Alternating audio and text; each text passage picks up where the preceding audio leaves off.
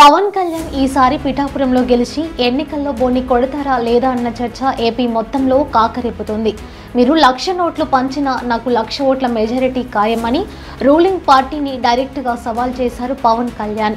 ఆయన్ను ఎలాగైనా ఓడించాల్సిందే అని కంకణం కట్టుకుంది వైసీపీ. 1,00,000 ఓట్లు అంటూ నువ్వు రెచ్చగొడితే మేము చూస్తూ ఊరుకుంటామా అంటూ పవన్ కు రివర్స్ ఛాలెంజ్ విసురుతోంది. దీంతో పిఠాపురం అసెంబ్లీ సీటు హీటెక్కింది. తన ఫ్యాన్స్ ని తన ఫ్యామిలీని కూడా రంగంలోకి దింపి పిఠాపురం తనకు ఎంత ప్రతిష్టాత్మకమో చేతల్లో చూపిస్తున్నారు పవన్ కళ్యాణ్. కూటమిలో మిగతా పార్టీల క్యాడర్ ని కూడా తన వైపు తీసుకున్నారు.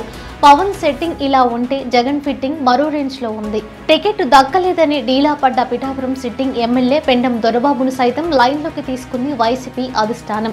సీఎం పిలుపుతో తాడేపల్లి వెళ్లిన దొరబాబు జగన్ ని కలిశారు.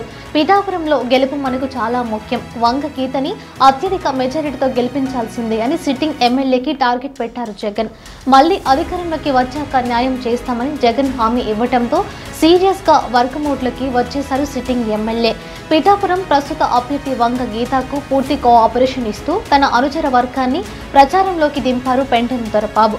అందరూ నా వాళ్లే అంటూ సామాజిక సమీకరణాన్ని బ్యాలెన్స్ చేస్తూ పిఠాపురం మొత్తాన్ని రౌండప్ చేస్తున్నారు వంగ గీత.